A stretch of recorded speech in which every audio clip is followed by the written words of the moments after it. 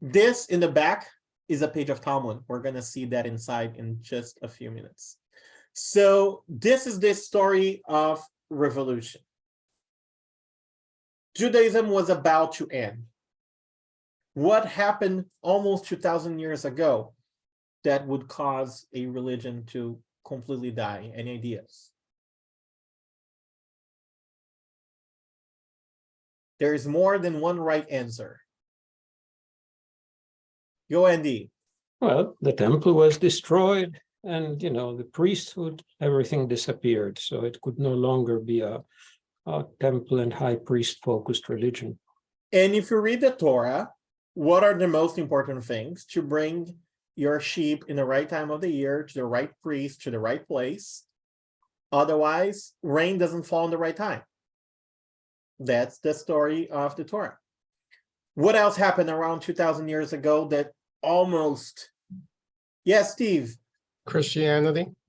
So there is this famous Jew that was misinterpreted and a new religion started, right? Jesus came along. It's very interesting how it took about 60 years from the time of Jesus to the time that we start having writings about Jesus, right? Jesus had nothing to do with the start of Christianity. Jesus was a Jewish guy who was living in that time of revolution. The temple collapsed physically in the year 70, but the temple has been struggling for a long time. If you read the prophets, if you read the kings, they're only calling out the corruption of the temple. If you read the book of the Kings, it doesn't tell you how to be a good king. It tells you how not to be a bad king, right? There are more bad kings than good kings in our genealogy of kings in the Bible. So it's interesting to see Jesus as the result, one of the outcomes of this revolution, not necessarily the one who caused it, right? He was being part of it. He's known to have studied with the Pharisees. So he was studying in this Beit Midrash when the rabbis were really existing and starting that transformation. We usually think about, the Mishnah, the Talmud only came along after the temple. The temple was destroyed in the year 70. The Mishnah, the first part of the Talmud, we're going to get to that in just a second, was compiled in the year 200. But a lot of the sages that are quoted there lived before the year 70. So it's not like the whole process started after that, but we can see that during the time of Jesus, things were already happening. Even if you go a couple centuries ago, before that, the story of Hanukkah. Imagine the temple was almost destroyed. Like that region in that time of what the Greeks were there, the dispute between having a religion that is also part of a nationwide establishment versus a religion that you can put on a backpack and carry with you, which is one of the major changes that this revolution will be. There is no way to be Jewish outside the Jewish kingdom until that time. Being Jewish means that you are part of the kingdom of Israel or Judah, right? Or the unified kingdom. You can't go to Egypt yet and practice Judaism there. There's no way for you to do that. Jews are the ones who are part of that group. There's no established way of having a conversion. You have to marry in if you want to. And if you're a man who marries a non-Jew, usually the woman would join the tribe. If you're a woman who marries a non-Jew, you marry out and you're gone, right? It's a very different establishment of society that we're looking at here. So the Rabbinic Revolution is going to come to put some order to some of those ideas, to some of these challenges that they are facing. Just to give some dates, as I was talking about, here in the year 200, we can see is when the Mishnah is compiled. Here it says the Babylonian Talmud was compiled the year 500. That's very nice. Maybe give a couple more years there, maybe up to 600, it was still being find up to the 500s mostly done, but to the 600s to be officially compiled. In the middle of that time, Christianity becomes legal, right? We also know that in the beginning, they were outsiders, and throughout that whole revolution was happening in parallel, there were people fighting to have Christianity also as accepted in society. So imagine the inner fights that are happening in that area of the world. Judaism is going to move mostly from the land of Israel, while there's still a remnant, there are significant communities in the land of Israel. But the greater yeshivot, the greater houses of study are going to be in Babylonia. We're really going to see how Sura, Pumbedita, those are the two main cities in Babylonia, are going to be really the birth of this new group of people. So also, what does that mean to live under the Babylonians in that time? What was their religion? They were not as oppressive as other kingdoms, and that's why Judaism also could flourish in some ways. So that's also very, very important in that moment. To those joining us here, we're doing a quick introduction about the Talmud and what is happening in that time and that place, and how this is a whole revolution, that the Talmud is just a little piece of it, a response, a outcome of all of it, but not necessarily a linear consequence of whatever existed before. Here, there is a very interesting way for us to see there are multiple communities around the time of Jesus that were happening. We know the Pharisees in common tongue that are, especially the way that it is expressed by Christians. In the New Testament, the Pharisees are bad people. Why they're bad people? Because they don't just talk about things, but they don't act well, right? They were these people that were segregated, thought of themselves as way too high. They're talking about the Jews, right? The Pharisees are the continuation of the Jews. Who were the Sadducees? Those were the people related to the temple. Most of them were priests. They're going to fade away. Either they're going to fold into the Pharisees, or they're just going to go do something else. If you don't have a temple, there is no Sadducees, right? They were really connected one to the other. The Essenes, which are also known as the Dead Sea community. So, for example, the Dead Sea Scrolls, we hear a lot about them that were found somewhat recently, showing a presence of a significant community in that area at that time. They were a very unique community. They were more radical in the way they read some of the laws. The people of the inner circle didn't have kids. So in some ways, their fate was to disappear. If everybody joins the fold completely, they wouldn't have kids. So they were a very segregated group that even physically is hard to get. They didn't have all the roads we have right now in Israel to get to the Dead Sea back then, right? It's not an easy trip at that time. So they really lived somewhat segregated in a more unique kind of community. The Zealots, to this day, we use the word zealots when we're talking about someone more violent, someone who joins the revolt. And Jesus had a little bit of Pharisees. A lot of the studies that Jesus did had to do with his time studying with the rabbis. There are some things with Jesus that look a little bit more like the Essenes with this like segregated group. But he was also zealot. He was part of the group that was willing to go fight the Romans, right? The people that said like, oh, study, that's no reason for study. Let's bear arms. Let's go against and fight. That's the only way for us to do it. And the rabbis, which are going to be then the continuation of Judaism, is going to be a mix of all of them. And the Jesus community is also going to come from all of them. There is a big discussion in in academia about the theory of the lowercase y versus the theory of the uppercase y. What's the difference? Lowercase y have one straight line and an offshoot, right? The uppercase is one that's split in two, right? So for many, many years, both Jews and Christians claim that they are the main one and the other one is the offshoot.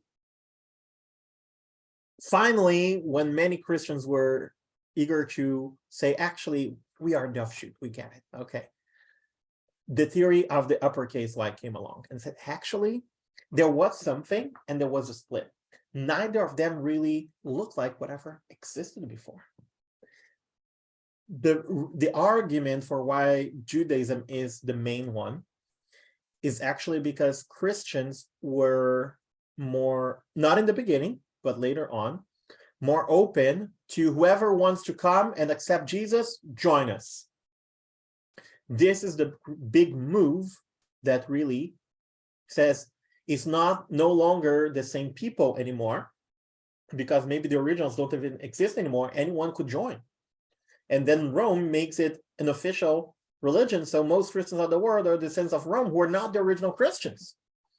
So because of that, there is an argument that the Christians are the offshoot. But the fact that we changed significantly who we were, both in practice, but also in living in many, many places around the earth, right? Are we really genealogically descendants of those? We don't know. Probably some of us are, probably many of us are not, right? Jews also gathered from people all over the world. So everything we know these days is a result of Rabbinic Judaism. Biblical Judaism died in that moment. There are some remnants of that.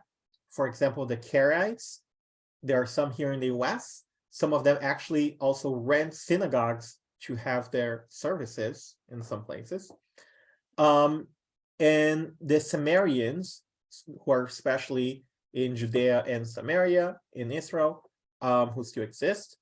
Samaritans, for example, they still have some kind of ritual slaughtering that they do, especially around Pesach, the Korban Pesach, the Paschal Lamb. They have some kind of rituals like that that comes back a little bit to biblical Judaism. And Karaites, they don't accept Rabbinic Judaism, meaning all the interpretations of the rabbis that now we are going to call Judaism, Rabbinic Judaism, they have their own interpretations. Mishnah, Talmud, Rabbinic commentary, Karaites don't take it. They have the Bible, seriously, they still consider the Bible to be their text, but they think that we got wrong in our interpretation. So there are some remnants of biblical Judaism, but also had their own changes throughout time and space that became something else. Whatever existed 2,000 years ago does not exist anymore. So whatever we see of Judaism, whenever we say the word Judaism, we're actually talking about this rabbinic revolution. There is no Judaism today that is well accepted as being mainstream Jewish community that doesn't go through what the Rabbinic Judaism project is going to be. Any questions so far?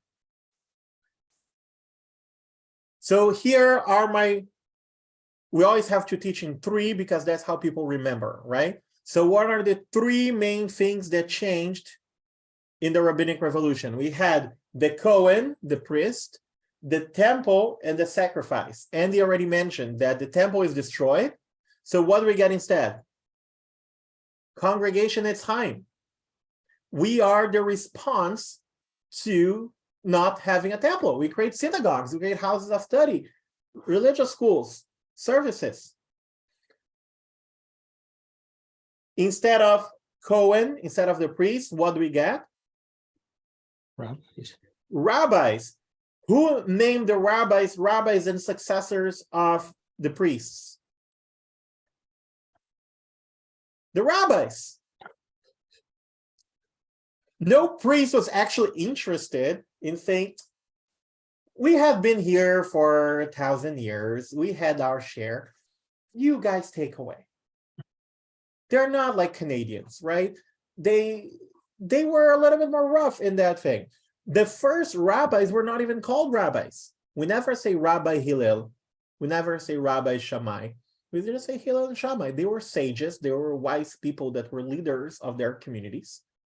But the name rabbi is something that is going to suddenly appear around the time of the Mishnah. And many sages in the Mishnah and the Talmud are not necessarily called rabbis. What rabbinic ordination meant also was different back then and later on changed over time. But since that was the mainstream, the ruling class of the Jewish people at that time, they just named themselves, we are the ones who are capable of interpreting the Torah. We know how to read Hebrew. We know how to understand it and interpret it. And everybody should follow us. Everything else is wrong. This is a revolution, a group self-proclaiming themselves as the ruling class. And the last one is the sacrifice that is going to become prayer, right? We now don't have the killing of animals as part of our religious service, nor giving grains to the temple, except if they are in distilled form. We take if they're distilled still. So let's take a quick look of what the Mishnah is in the Gemara, because as we go in a couple minutes deep into the text, it's going to be important to know that distinction. Let me show you my Mishnah collection, if it's here. Yep.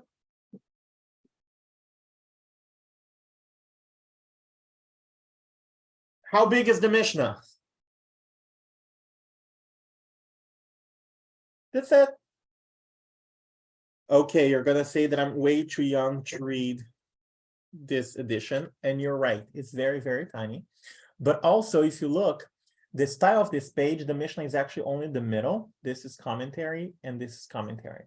So it could have used the entire page if you only had the Mishnah, and the entire Mishnah would fit in this book. But most books of the Mishnah come with commentary. So it's rare to find just a plain Mishnah, but it's not that big. And it's divided in 6 parts. Each part will talk about different topics. So one, for example, is Moed. Moed, like Chol HaMoed, like the days between Pesach and Sukkot. Moed means a holiday celebration. So what are the topics of that? First one is Shabbat. And then we have one book for each Hag: Rosh Hashanah, Yom Kippur, Sukkot, Purim. Each one gets their own piece of the Mishnah. We have one called Nashim, which means women. That is all the civil law about marriages and divorce. And what else is in here? Ketubah, how to write a ketubah. And how to have vows made, because back then males had privileges over females and they could annul vows made by their wives or daughters. So everything related to family. Oh, Yevamot, the levirate marriage, also codified in that part. That's Nashim. Another very famous one is Nezikin, which means damages. Is everything of civil law. Remember, they didn't have courts like we have these days. They had to adjudicate that kind of thing. So if my ox goes into your backyard, you have a hole in your backyard, my ox falls into it and dies. Who pays for the ox? Real questions from real life. This is discussed in Seder Nezikim. Those are the 3 main ones that we still study in a significant way to these days. The other 2, one has to do purity and impurity, things that the way we understand that in this day, the practicality of it outside of the land of Israel in our time is very unique. Another is Kodashim, is things related to the temple. So we also don't do much. And the first one that I skipped actually is called Zeraim, meaning seeds. It's mostly agricultural and mostly has to do with the land of Israel, except from the first tractate. In that group, the first one is called Brachot and has a lot of things about prayer. So except from little Brachot in Zraim, we barely study it. So half of it is already not what we study on a regular basis. For example, during my rabbinical school time, no teacher said, okay, for this year, we're studying that part of the Talmud, and they'll pick something that is not useful. Like, no, they would never do that because it's interesting. Some people study, but it's so not practical and not relevant in different ways that is very, very far. And then the Mishnah was compiled in the year 200 by Yehuda Nasi. Very succinct, clear rules about how you understand the Torah. The first one from Masechet Brachot, from the beginning of the Mishnah, says, "Mei matai korin shma be'eravin." What time do you say Shema at night? From the time that the Kohanim go out to eat their sacrifice, because that means it's nighttime. And then they have a discussion if it's until the first third, if it's until midnight, or until sunrise on the next day. But very concise. That's it. Question, answer, that's it. Gemara, pages, pages, and pages, and pages. So here is my Gemara collection. Is that top shelf over there? It has like 4. You see all the books that look exactly the same? I have 4 of those just to have my entire Talmud collection, right?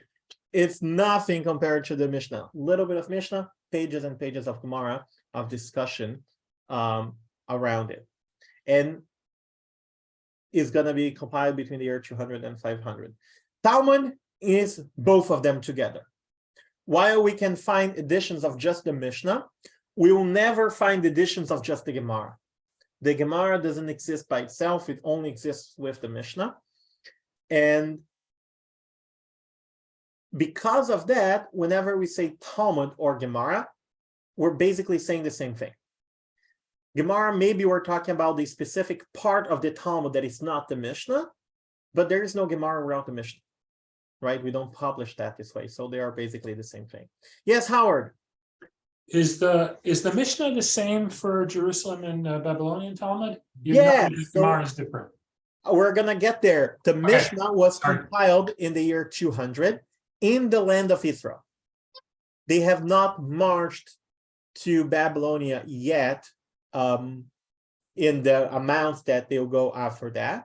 And they'll carry with them a lot of the knowledge. The first generation of sages in Babylonia, one of the most important traits that they had is that they studied in Israel, right? They still hold the original tradition, right? So the Mishnah has its power also for being compiled in the land of Israel. So Howard mentioned there are 2 Talmuds. One is the Yerushalmi, the Jerusalem Talmud, that was compiled where? Jerusalem. The north of Israel, not in Jerusalem.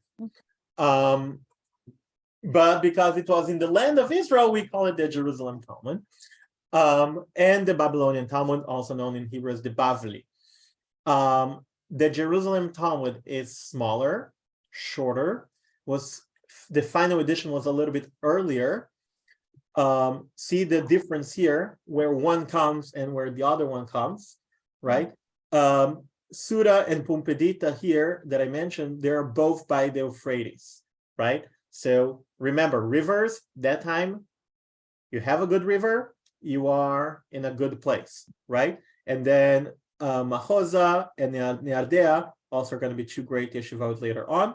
Look how close they are from Baghdad, okay? This is the place of the world we're talking. Those 4 cities are the 4 major cities that are going to come up with the Babylonian Talmud. So especially between the Euphrates and the Tigris, this is the place to be, historically speaking, in the world. And the Jerusalem Talmud is going to come here from the similar place where the Mishnah comes from, which is also the north of Israel, because it's after the destruction of the temple. Jerusalem was taken. So a lot of people moved up to the north of Israel. Here are the orders that I was talking about and how many pages and so on. One interesting thing about the difference between the 2 Talmuds, look at the first Zraim, the first one that I mentioned. The first track is Brachot, about prayers and blessings and all of that. In the Bavli, it has 64 chapters. Sorry, it's not chapters. This is wrong. It's 9 chapters, 64 pages. Back in double-sided pages. In the Jerusalem Talmud, it's only 14. You see the difference? The Bavli is way larger, way more significant than the Jerusalem one. And remember that Zeraim is all about agriculture. Agriculture for Jews only means in Israel, only the land of Israel. So there is no Bavli for all these tractates of the Mishnah. So the Mishnah talks about all of this, how to give truma, which is a kind of donation you give to the temple, how to give the masir, which is the 10th of your fields. Like those rules only apply in the land of Israel, so the people in Babylonia never dealt with it. So in the Talmud Bavli, the second tractate is already Shabbat. We skip that whole part of the Mishnah. We don't even talk about that. And just for the sake of naming them, the sages of the Mishnah are called the Tanaim. The ones that come before year 0 are usually Zugot, the pairs. Zug means a pair. So Hillel and Shammai, for example, right? They are from the period of the Zugot into the Tanaim. Beit Hillel, Beit Shammai, the house of study of Hillel, and the house of study of Shammai are the descendants of them, the disciples that kept studying. Amoraim are the sages of the Gemara, of the Talmud. And the Savoraim are the editors. They are the ones that really brought everything together and took them to the next stage. Eva has a question. Yeah, so I'm asking, I'm presuming that the Talmud is a codification of earlier practice or no? That is, my question is, was there any ritual as we know it today during the biblical period? That's a great question. Brit Milah, we know that existed. Everything else we can question. Bar mitzvah, not the way we know it. The Mishnah is going to be the first time that mentions 13 as a relevant age. In the entire Bible, 13 is never mentioned as a relevant age for anything. Conversion, the way we understand conversion, prayer, the way we understand prayer, celebrating the holidays, the Seder, the first register of the Seder is the Mishnah. Chapter 10 of the Tractate of Psachim has the first Seder. It's very tiny, very small. We Jews made it longer. It's our fault. One year, I asked my family to enable me and do the original Seder. And I tried to skip a bunch of things and saying, look, you wanted me to go traditional. I went traditional, went to the first one, but they wanted to sing a bunch of songs that are not there. And then they kept blaming me for making it longer. A lot of things that we do have now have hints, are remnants of things that suffered many, many changes throughout the ages. The Talmud definitely talks about rituals in some ways. And the Talmud has this style, and we're going to see that in the text. We're going to go into it in just a couple of minutes, that whenever they're making a change, they might label it as tradition. Why someone would do that?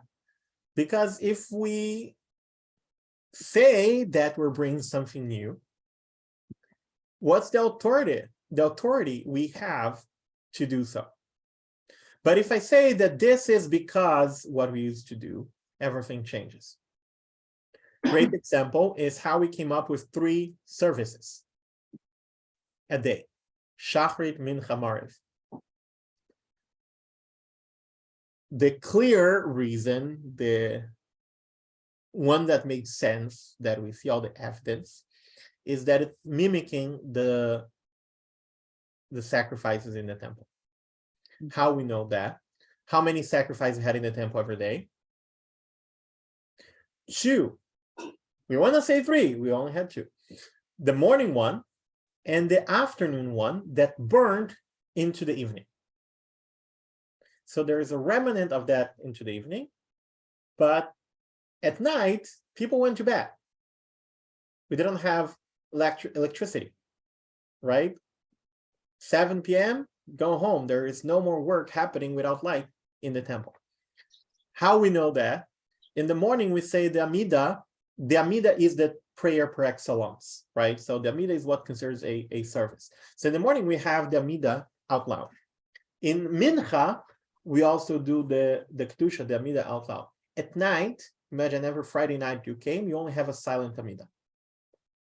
Why? Because this is a remnant of that burned offering from the afternoon that made into the evening. But it's not a full prayer because there was not a full sacrifice. So that's why at night, we never have a repetition of the Amidah or do it out loud. But that's no good. You're just making it up. Mm-hmm. I need to tell you that Abraham, Isaac, and Jacob actually created 3 services. So the rabbis, they go back into the Torah and they say, Vayashkem Avraham babokere. And Avraham woke up very early in the morning. That's what the text says. So the rabbis ask, what was he doing? And the rabbis themselves answer, he was praying, of course. Therefore, Avraham created Shachrit. They don't need more than a couple words in the Torah to make the move. But in creating something new, like prayer service, if we anchor that into the Midrash, into the reading that Abraham actually created it, and every Jew since Abraham has been praying it, they just never wrote about it, it's how they do it. So there is a lot of Midrashic readings into trying to anchor back, into trying to relate to things that are in the Torah. But the interpretation, how they present that might be completely new. And they were aware of what they're doing. But the way that texts are written is the result of that, right? And the way they write is a lot about the tradition is, I learned from my rabbi, I learned from my teacher. So a lot of the way that is written is really trying to find authority in order to be able to do that. The first Mishnah of the Pirkei Avot is Moshe received Torah from Sinai, transmitted to Yeshua, Yeshua to the elders to the prophets to the men of the great assembly, and they taught the rabbis, and the rabbis are here with divine authority directly from Mount Sinai that came from Moshe. Who else does that? The Christians. One of the Gospels, was it Matthew? I think it was Matthew, has the very beginning doing a similar thing going all the way to Jesus. Why? Because we have to prove authority. In establishing new traditions, we need to anchor back to the previous known authority and why we or that person have the authority to move on. Scott, you're muted. Yeah. So I was wondering, so given that this is happening in a somewhat decentralized way, and the rabbis are dispersed in 2 major centers, and to a lesser degree, there's other activity perhaps elsewhere, how do you get some degree of uniformity or agreement, recognizing yes, there's 5,000 arguments, but why isn't there more divergence even than we see where someone says, no, I think it was 5 times a day instead of 3, and someone else says it's 2 or something like this? Why do they maintain some degree of convergence? I think it's easier to explain why they maintain some degree of conversions. I think the uniqueness of the Talmud is why they maintain some level of discordance. The history is written by the winners. Why should I even write things that I don't agree with? That's how we do as society. Ink and paper were expensive, and we didn't have a printer. We had to copy by hand. Every word that you are deciding to copy down matters. And it's expensive. So you better be sure that you really want to keep this being copied over and over and over the centuries. So actually writing down the things that we disagree with is actually very unique. I think that writing the things we disagree with comes from a value perspective, that the rabbis, this is not in Torah, this is rabbinic thought. Elu velu divrei Elohim haim. These and these are both words of the living God. There are multiple truths that can coexist. This is rabbinic thought. This is something that they created on their own. And they created a whole hierarchy of yeshivot. So as we were talking about the two centers, right? And Israel has its weight for being Israel, but Babylonia has its weight for being larger. Among themselves, also, they have some yeshivot that are more important than the others, based on the rabbis who were the leaders of those generations and those yeshivot. Is there in the tractate of Eduyot, there is a very interesting discussion that says, why we keep the minority opinions? And it says that we keep them in order for another court in the future to use those rulings as a precedent. But how can we use that? Only a court that is greater in number and wisdom can overrule the majority of a previous decision. And then there is a great discussion of what does that mean to have more number and wisdom. Number can even quantify that, but how can I say, like, I'm wiser than Rabbi Yehuda Nasi, who compiled the Mishnah, and therefore I'm following the other opinion in the Talmud? Who am I to say that? Who gives that kind of authority? And that's a long-standing discussion within the Jewish people. The Orthodox world is going to be more strict with minimizing who can make some decisions based on minority opinions because of that, while the conservative movement is going to be more broader in understanding that all rabbis have equal access to that with some degree.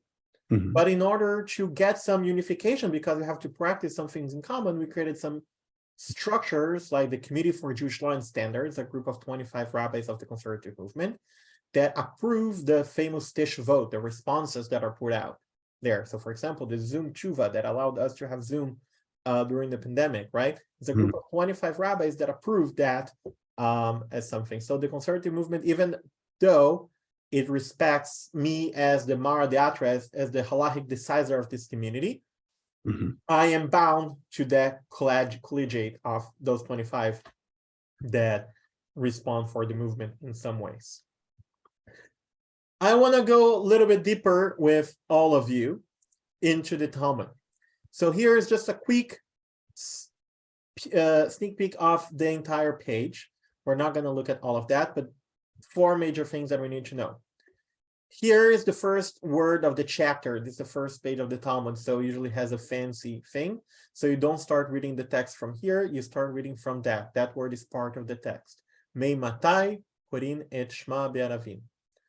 This is the Mishnah because it always starts with the Mishnah. Where is the Gemara? You see here in the very middle a Gimel and a Mem, the initials of Gemara. So that's how we know the Gemara has started. It's not a separate text or anything. It's a run-on text. On that little Mishnah, we're going to have, I think, 5 or 6 pages of Gemara. And then there is another Mishnah and another 5, 6 pages of Gemara, or 10 pages of Gemara, or 15 pages of Gemara.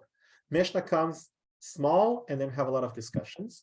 And then what is going to happen many times is after we finished a discussion about something else, they're going to do a piska, which is like a quote from the next part of the Mishnah we're going to discuss. They don't quote the entire Mishnah again. They just bring like one phrase so we know what part of the Mishnah we're discussing.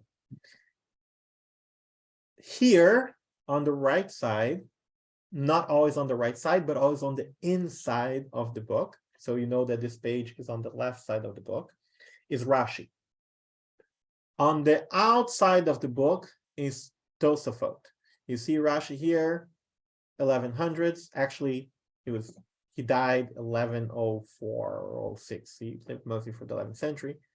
And the Tosafot, who are the most famous one, are his grandkids. There are some that were not directly related to him, but most of them are Rashi's students. Who is more important, Rashi or Rashi's students? Rashi, because teacher always comes before the students. The students have reverence over their teacher, right? This is a Jewish value. So if you imagine a page of a book and they didn't have great shelves in air conditioning like we have nowadays, animals would eat and bite pieces of the books. So in order to protect the most important one, we put them in the inside margin. So that's why Rashi gets the inside, is because if someone is going to be eaten, let it be the Tosfot. And then those are the four that we need to know: Mishnah, Gemara, Rashi, Tosfot. That's what we're going to look at today.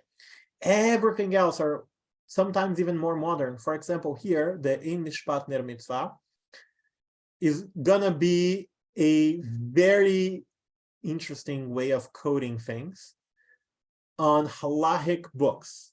So, for example, the Rambam, Maimonides, has his book of halacha, of Jewish law. It's very hard to see, but I swear there's a mem and a yud here at the very top. This means Maimonides. And here you see the aleph. So you see the little alephs here, for example, in the text. One here and one here. Perek Aleph, chapter 1. So here is telling you where in the book of Rambam he codifies the law that comes from that page. And here he quotes the Shulchan Aruch as well. So mostly Rambam and Shulchan Aruch are quoted in a very interesting code that you have to learn how to read it to really be able to find what you're looking for. And here are more modern comments, Rabbeinu Nisim Gaon, and so on. Oh, I had here it marked. Let me share with you now some other things so we can go into what we're gonna do. I'm gonna post some links here in the chat.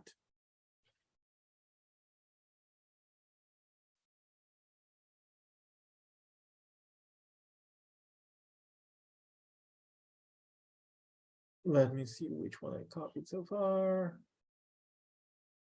Great. So the one that I just put out is something that I tried to do, which is to give us an experience of reading the Talmud in the shape of the page of the Talmud. But I put the English there. So we're gonna see it's a mix of that, but I know that the English there got very, very tiny. So the second link I put there is just the English in larger print. So if anyone wants to just follow along, and the Tosfot, which we're gonna hopefully get to, is only on the second link as well.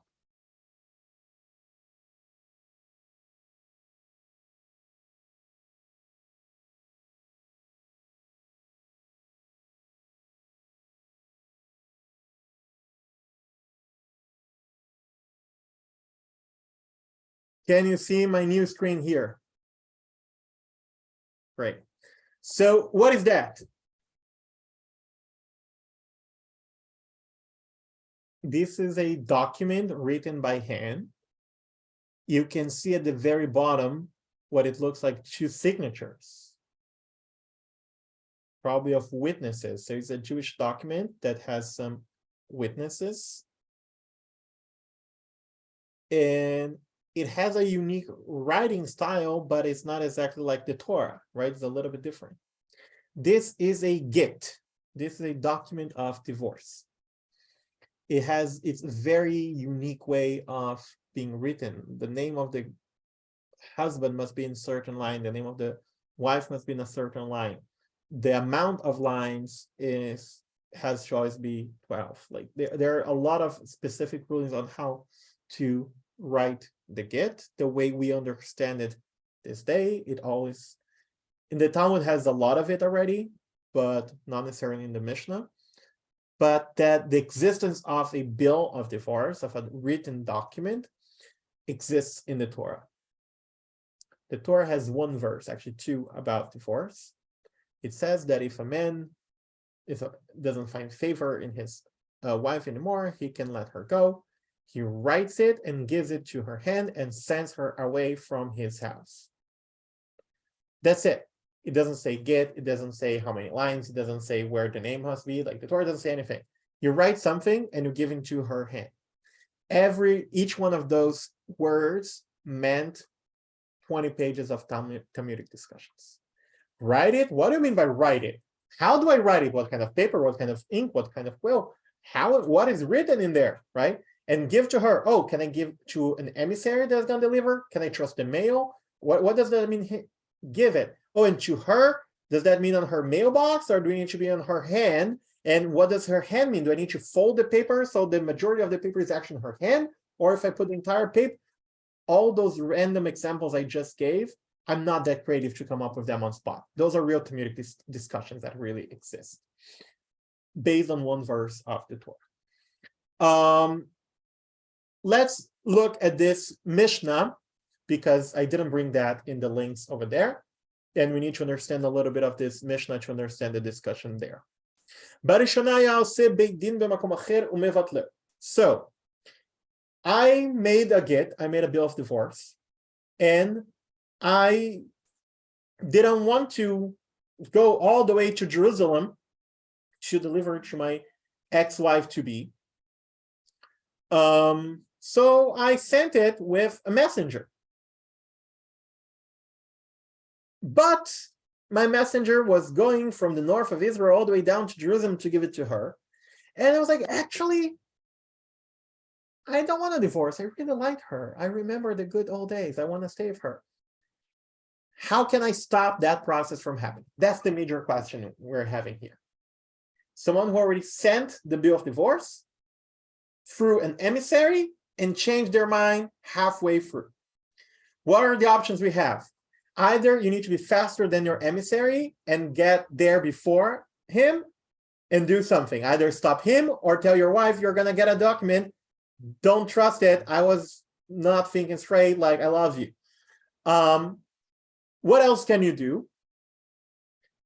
As the Mishnah says, you put together a Beit Din, a court, and you say in that court, that document that is on the way to Jerusalem is canceled, annulled,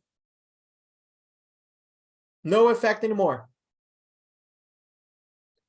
What would happen in that situation if I go to my court here in Arlington, Virginia, and that document that is going all the way to Jerusalem is in the cosmos, right, annulled, because we decided here that is nullified, but the messenger doesn't have text, right?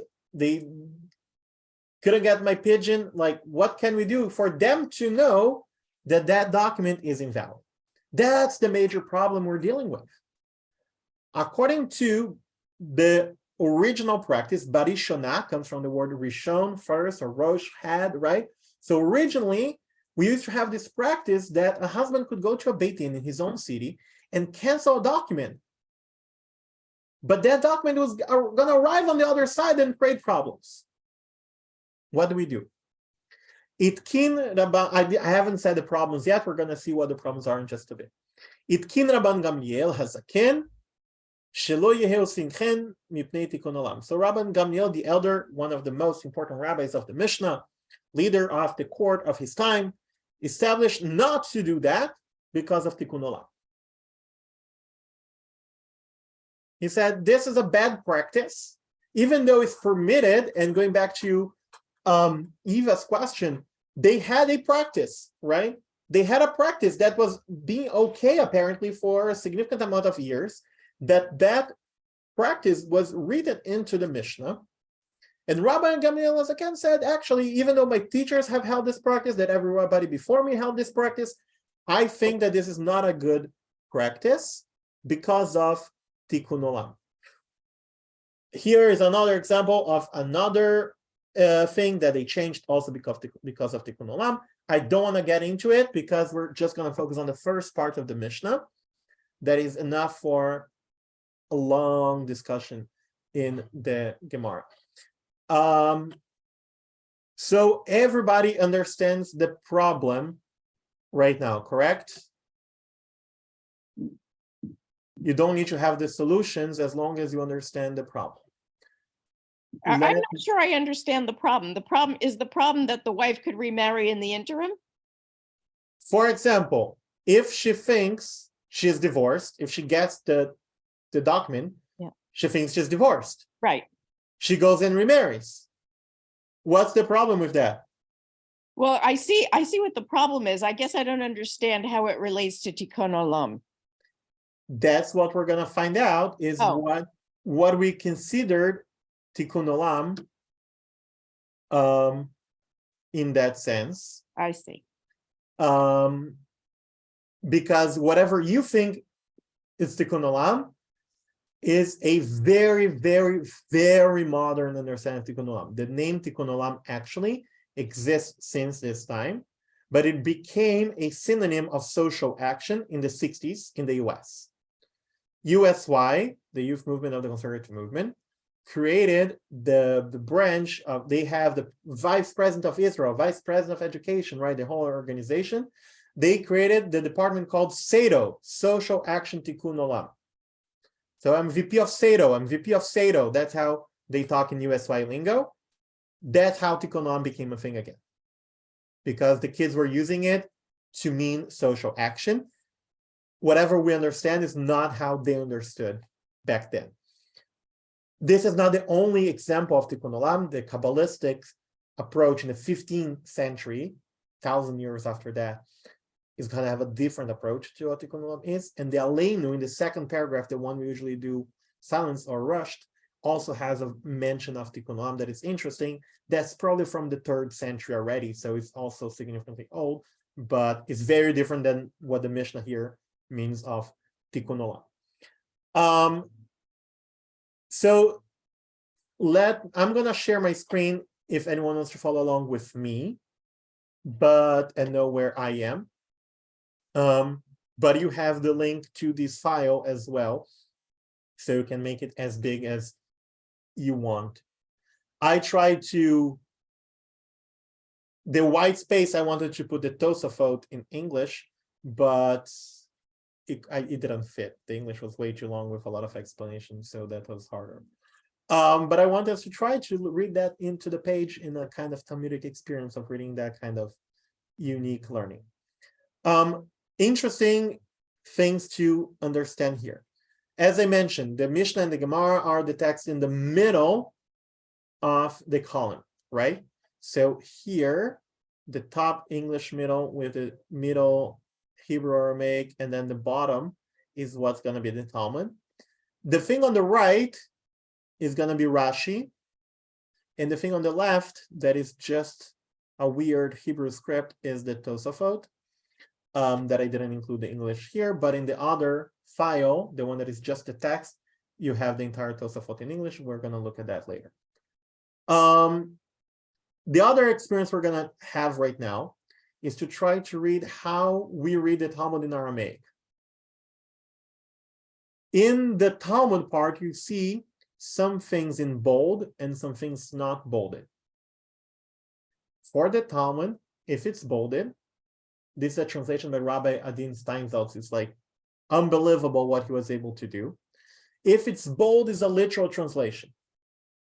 The not bolded is an explanation to help it make sense in English, and without all the knowledge that the Talmud expects you to have in order to understand every single phrase. I deleted some of the explanation here because it wouldn't fit in the page. So Steinsaltz gives even more explanation than what is in here. On the Rashi, we're going to get to that later. The bold is what we call the Dibura Matchil, is the index, is the key word of the text that Rashi is commenting on. So the bold part in Rashi, you can find a maybe approximate translation. I didn't check because it got them from 2 different places, so I didn't check if they translate things exactly in the same way, but we can take a look at that together. And then the not bolded is Rashi's commentary. So Rashi has the text he's commenting on and then the commentary. So the first thing I'm going to try to do is to read it to you in English, just the bold, okay? No explanation given. This is how we understand without knowing Rashi. And you're going to understand how important Rashi is to that enterprise. For the betterment of the world. Mipnei Tikkun Olam. What for the betterment of the world? Rabbi Yochanan says, for the benefit of children born from adulterous relationship, called mamzerim. And Reish Lakish says, for the betterment of deserted wives. Rabbi Yochanan says, for the betterment of mamzerim, holds in accordance with Rav Nachman, who says in the presence of two. And two people, it does not publicity. She does not hear, and she does not know. She will go and marry, and they are mamzerim. And Reish Lakish says, for the betterment of deserted wives, holds in accordance with Rav Sheshit, who says, in the presence of three. And since three, publicity, she does hear and know, and she would not marry. But there is betterment of deserted wives. I'm not going to keep going too much with that because you got the gist of it. It's a very truncated text that had to be very careful about which words were being used because copying was expensive. So the Talmud is written in a very, very, very concise way. Rashi is going to help us understand the page. Rashi doesn't care about the next page. It only has to make sense with what we're explaining here. It's usually very, very short as well. A lot of them says that this is not the original Rashi. Rashi rewrote Rashi's commentary to make it even shorter, even more like clear, so you could understand. So what Steinsaltz does, which is this translation we have here, a lot of his translation is based on Rashi. He's just making Rashi more understandable and inside the text so we can actually understand. It's very common for me when I'm studying and I read Steinsaltz and then I go and read Rashi like, oh, yeah, that's what Steinsaltz got it from, right? It's many times exactly the same thing. So now that we just got an understanding of what this looks like, let's try to understand what's actually happening here. So as we learned in the Mishnah, Rabban Gamliel instituted that we should not render a bill of divorce void in a court elsewhere. Otherwise, this is going to get to the wife. We made it void somewhere else is a problem. Why? Because of Tikkun Olam. So then here is your question. My Tikkun Olam. What is the meaning of the word Tikkun Olam? The Gemara asks. And they have a discussion. Rabbi Yochanan says that Tikkun Olam means that is to fix the problem of potential mamzerim. What is a mamzer? Is a son born out of a woman from a man who is not her husband. That's a mamzer.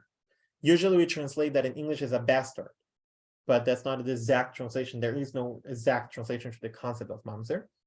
What is the problem with having mamzerim? According to the Jewish tradition, a mamzer, for example, can only marry another mamzer. They are a second-class citizen in Jewish law. But the child had nothing to do with that. It was the parents' fault. It doesn't matter. That's how Jewish law works. A mamzer is a mamzer forever. And some say that it even passes down to future generations of children of mamzerim are.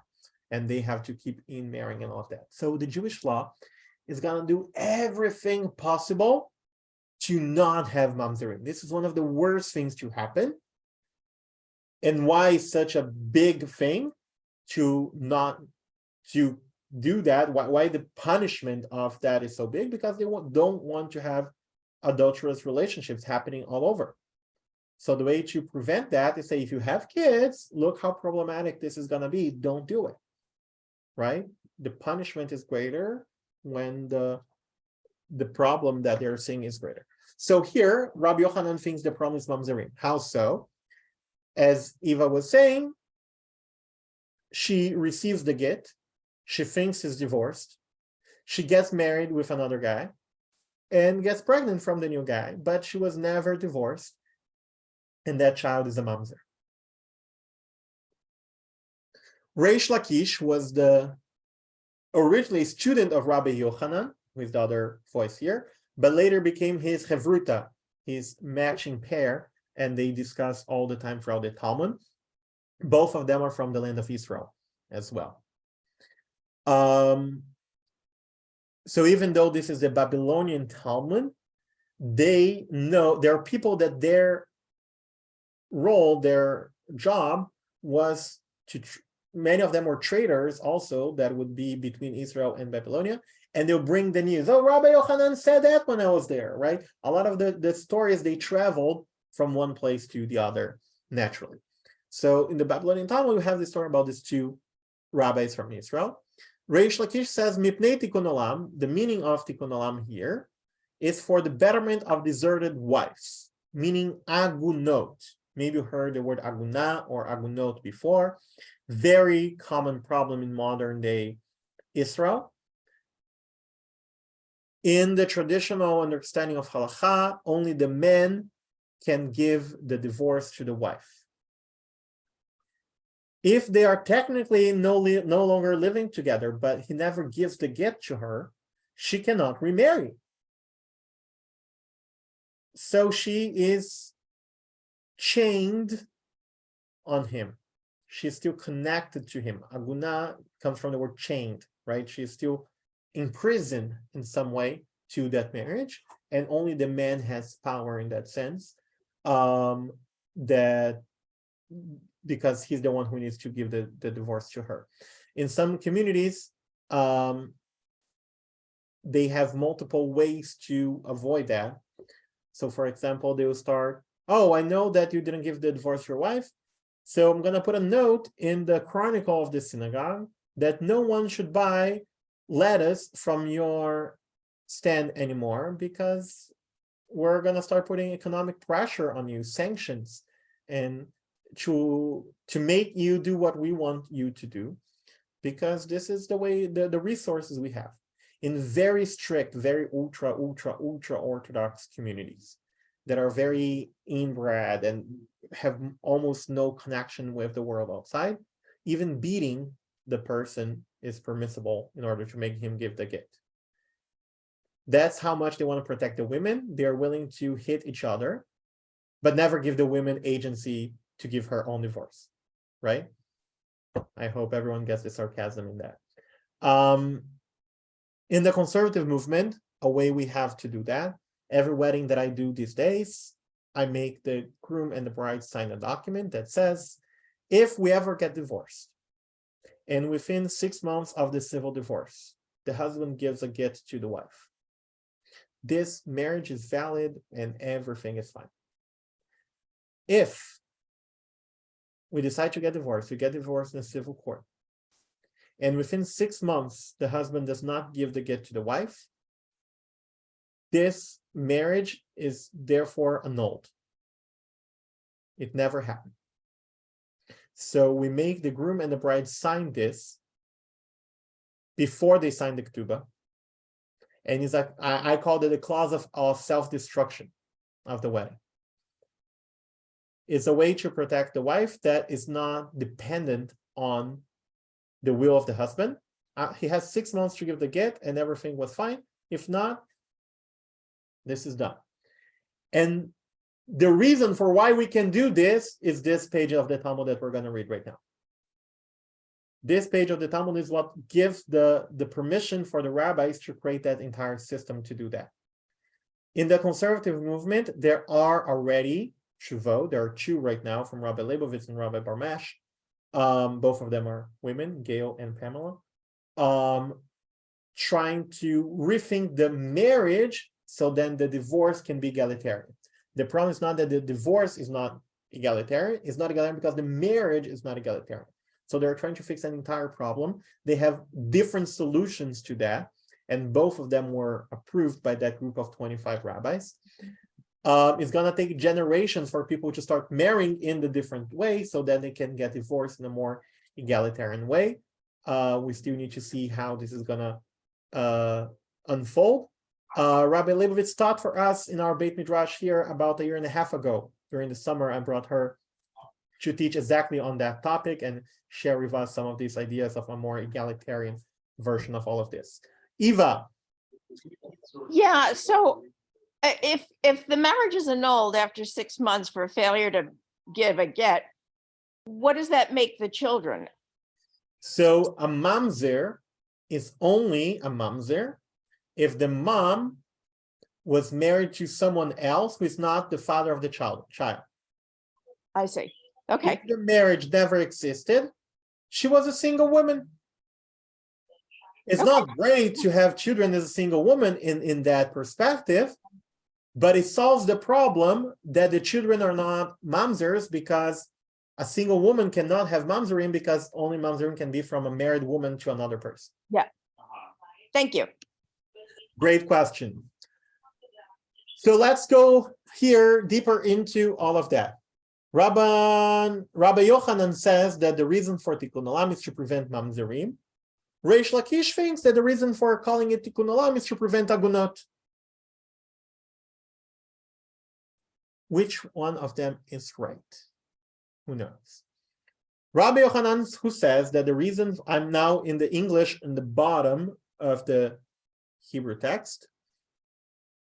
Rabbi Yochanan, who says the reasons for the betterment of potential mamzerim. And here they're going to quote a discussion that is in another place of the Talmud that apparently has nothing to do with what we're doing to explain the problem. He agrees with Rav Nachman. That's another interesting differentiation. Rabbi, he's from Israel. Rav, he's from Babylonia. How do you ever memorize that? The letter I stands for Israel. So Rabbi is from Israel, Rav is Babylonia. It's how they are named in the Gemara. If they got their smicha, if they were ordained rabbis in the land of Israel, they carried the name Rabbi. If they were in Babylonia, they carried the name Rav. So they agree with Rav Nachman, who lives in another generation, who even never went into that discussion, right? That's how the Talmud does. The editors might be putting people in conversation who never talked to each other before. But why would Rabbi Yochanan think this way? Because it's in the same rationale as Rav Nachman had in this other discussion. What discussion are we talking about? That a husband can render void the bill of divorce in the presence of two people. So 2 witnesses, I can make a beit din, and that's it. How one connects to the other. How having 2 people connects with problem being mamzerim. Since it occurs before only 2 people, it does not generate publicity, meaning it's a small court, is a weak court, in a position of a court of 3 people, with a stronger court. So if only 2 people sign that, how can we know that this is going to be a valid court? Because it's a small court, they will not hear that that court nullified that get. Therefore, as we said before, should go and get married and mamzerim.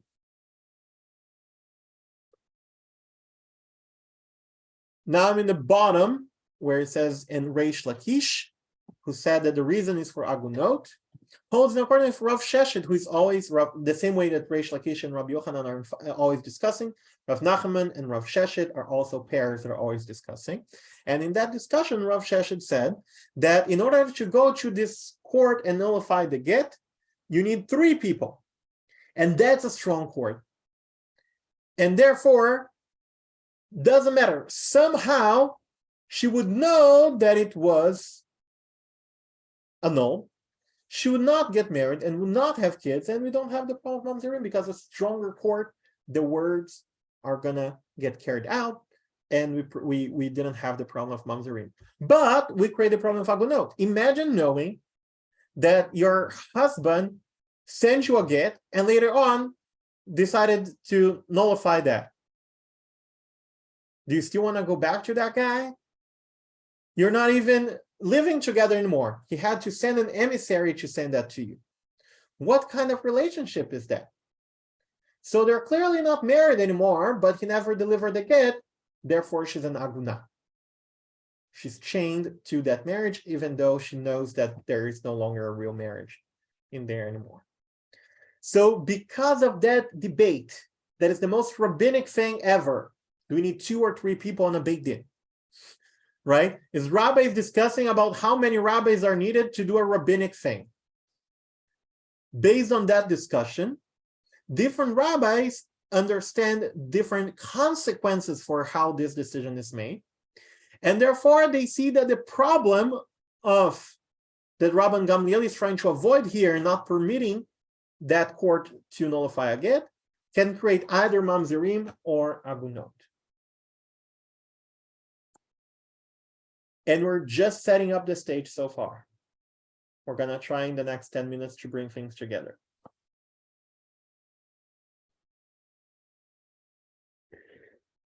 Any questions so far? Yes, Scott. Why is 3 considered a sufficient threshold? Why isn't it 5 or more or something like this? My humble opinion is for practicality, and that's how probably other courts of other peoples in that area had it as well. I think it was just a common practice in that area. They discussed in the entire tractate of Gittin, they knew how the regular courts of Babylonia were happening. They discuss what civil divorce would look like. They say that there are documents being produced in regular courts. So I think 2 true witnesses were common numbers of how law was decided back then, right? Without other kinds of certification. They discuss what does that mean to have the signature of a witness. Do we need to know the name? Do we not? Or that just means that it's a name? Does that only have jurisdiction on the area where that name is known or not, right? Entire tractate is just to discuss that. I don't see any inherited thing to the number 2 or 3 that makes one more important than the other. It's just their understanding of a stronger court and a less strong court in that sense. People to validate the ruling. Thanks. To this day, for weddings, for example, we require 2 witnesses, right? And the witnesses and the Beit Din, they're sometimes the same thing, sometimes not, but they can constitute a Beit Din sometimes.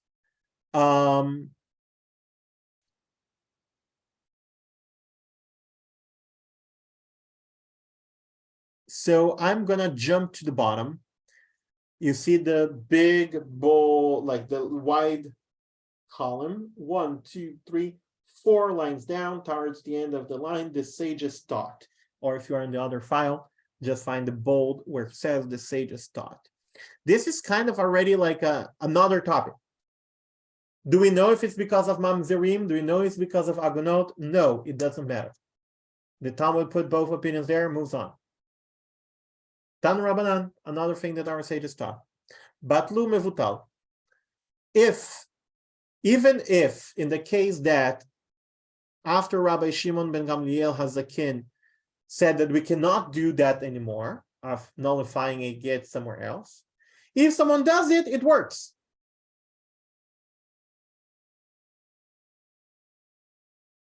Because that's how it works. Like what Rabbi Gamliel says is, let's not do that.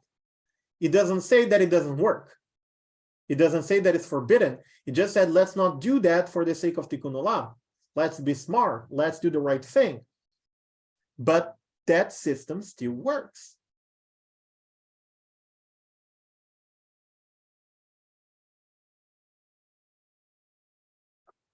So then they go on to say, cannot render a divorce in the this is the thing of Rabbi Yehuda Nasi. So Rabbi Yehuda Nasi says that. Rabbi Shimon ben Gamliel disagrees with that. And he says that he's unable to render it void. It doesn't work anymore, that system. Also, he cannot add to the conditions of the get. Sometimes the get have a condition. I'll give you the get on the condition of you cannot change the conditions if you render it void already. So let's say I made it void, then I want to go back and add some more conditions and send it again. Like, no.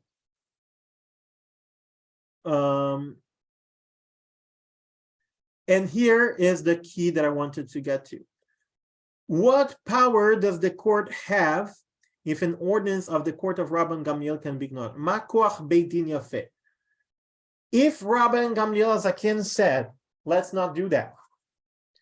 And we say, sure, but still works, and some people are still doing. What is the power of that court? Are we gonna rely still on Rabban Gamliel's ruling? He was the top. And he said, let's not do that for the Tikkun Olam. What is, if we ignore that, what are we saying about the court? And is there anything that by Torah law renders the bill of divorce void, and due to the reasoning of the power of the court, we do not recognize that bill of divorce is void, permit a married woman to marry anyone? Look how crazy to the rabbinic revolution this question is. By Torah law, or their understanding of Torah law, I can go any moment, create a Beit Din, and nullify that divorce, that get. I can do that by Torah law. And just with the argument that if I don't do that, I'm going to be questioning the power of the court of Rabban Gamliel, you're going to go against Torah law? Are the Torah law, how relevant the court of Rabban Gamliel is? Are you crazy? And the answer of the Gemara is yes, we will. The power of the court of Rabban Gamliel is more important than what used to be permitted by Torah law. The power of the court is strong in the rabbinic mind. If we start minimizing the power of our own courts, what authority do we have on anything else? So yes, the argument that not following that decree of Rabban Gamliel Hazaken is an important argument, defines everything here. Otherwise, you do you. We have no rabbis anymore here. And anyone who betroths a woman betroths her contingent upon the will of the sages. I'm going to explain that in just a second. And when one fails to conform to their will in matters of marriage and divorce, the sages expropriate his betrothed from him retroactively. Whenever someone gets married in the Jewish tradition, we say in the Ketubah, Kedat Moshe ve'Israel, according to the will or the consciousness of Moshe and Israel. That phrase in the rabbinic mind is the way to say that the rabbis are blessing the institution of marriage. Every marriage in the Jewish people only exists on the will of the rabbis. In the Torah, remember I said there was a verse about divorce, it's very strict. There is no verse like that about marriage. We learn about marriage because we learned that there is divorce. If there is divorce, therefore is marriage. But we don't have a strong verse in the Torah that explains that to get married, you need 7 blessings and the chuppah and 7 circles and dressed in white. Like nothing exists. In the Torah, a man talks to the father. He takes that father's daughter into his house. That's it. That's what marriage meant in the Torah. Moshe leaves Egypt, goes to Midian, meets Zipporah at the well. She takes him home, feeds him. The father said, oh, you're a nice guy. You want to take my daughter with you? And he takes her with him to Egypt. Where was the hora, the singing, the wine, the drinking? Nothing. Yeah, there was nothing. There is no marriage in the Torah. The rabbis created the institution of marriage. With that, the rabbis have all the power over marriage. If we cannot fix the problems of the divorce because that's Torah law, okay, we annul the marriage. That explanation I gave in the very beginning, that we sign the extra document nowadays, that if in 6 months this condition is not fulfilled, everything is void, is exactly because of that. The power of the court is a strong enough argument that gives the institution of marriage a relevance and a power to the rabbis, that while the rabbis have no power on making a man give the divorce to his wife, we can go ahead and say, okay, you're never married. What we won't have time today, but I just want to mention to you and then open for some questions. that Tosafot that is in there shares a very interesting idea, because it's anything in law, it can be abused. I'll give you the example that they bring here. Let's say there was a forbidden relationship. For example, a man had a sexual relationship with his sister, his brother's wife, someone who he couldn't have a relationship with. Having a sexual relationship in that rabbinic mind is one of the three ways to get married. What's the punishment for that? Very bad. Very bad. So if a man is in that situation, what he could do to use the system in his favor is to send a bill of divorce to that woman that he couldn't have had a sexual relationship with, go to a court, try to nullify the get that was already sent. The rabbi say, okay, you can't do that. Your marriage is nullified. And then he'll be purified from his sin. He never had sex with that woman that he couldn't have. The rabbis just annulled everything. This is the way to abuse the system. You committed a crime, and you use that nice things that the rabbis created to protect women, to protect from mamzerim, to protect from agunot. You use that system that they just created to nullify the mistake you made, and therefore no crime was committed. This is the example that the Tosfot bring of abusing the system. And the way that they answer that question, I love it. They say, don't worry. If you see that that's what they're doing, we don't nullify. Again, we rabbis, we own it. If we have to nullify the marriage because the husband was trying to do something that would create ayim mamzerim of agunot, we nullify that. If someone is trying to do that to rig the system and abuse the system and save himself from a sin that he committed, we don't. That's how the Tosfot, they solve their problem. They give even more power to the rabbis instead of just saying that there's an automatic nullification to avoid some kinds of problems. They say, yeah, but if that creates other problems, we fix it by not nullifying it. This is a very, very, very niche discussion, as you for sure realized over the past hour, of how much inner knowledge you have to have of 10 different other things happening to get to one element of the rabbinic mind. But I wanted to do this exactly to show how powerful is the rabbinic revolution. How crazy it is, that project that took an entire biblical religion and made that into a religion that can be taken with them anywhere else in the world, that is created upon some pillars of values and practices and connections, and gives that group of people that have that particular legal knowledge of how those things work a lot of power. And as a rabbi, and as someone who usually likes to be against the people in power, I struggle a lot with that duality of being part of the ruling class of the Jewish people and hating the people in power, which means myself. And I think that duality is actually very Jewish. And especially since the emancipation, since the Enlightenment 300 years ago, which is what I would consider the second most important Jewish revolution. The Rabbinic Revolution, I still believe to be the most important one. I think it changed in ways our tradition that there was nothing like that. but the Enlightenment I believe to be the second one.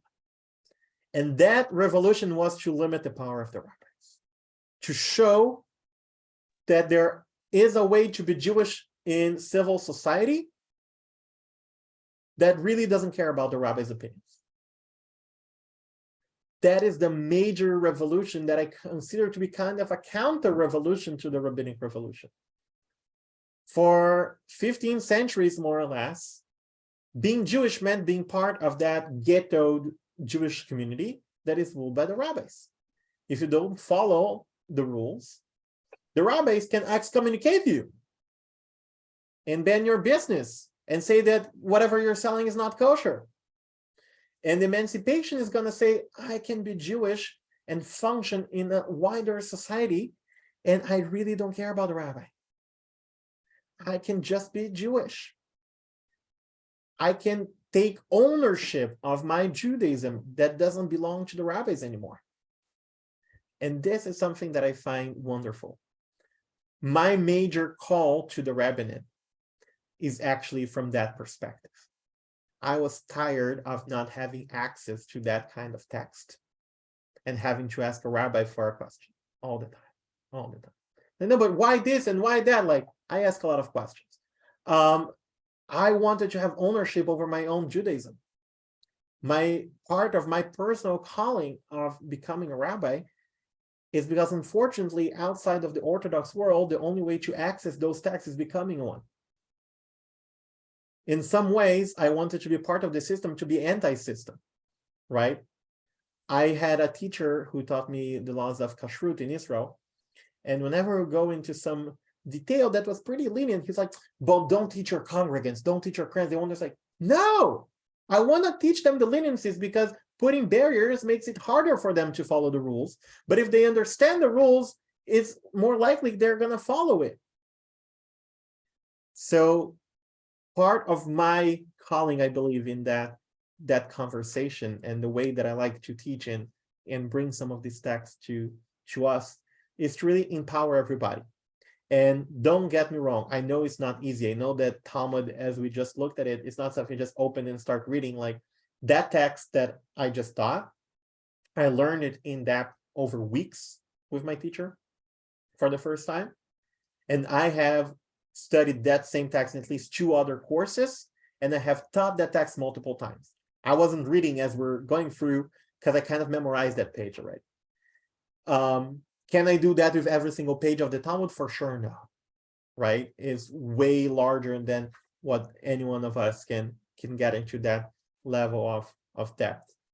But it's to open our eyes that there is a beauty in the rabbinic revolution that really changed our religion to the ways that we know every day. And we are in debt with the rabbis that came before us for everything they created to have a religion that is beautiful, that is rooted in values, that have significant and meaningful practices, that allowed us to move around the world and carry religion with us despite where we live. And at the same time, as any significant group of power has its challenges, and we need to be aware of it and be able to be in dialogue with it. And the more we know about how that world works, the more we can be part of that conversation. Thank you, everybody, for coming. I know that Eva has a question. If anyone wants to stay for the questions as well, I'm happy to stay a little bit more for any questions we might have.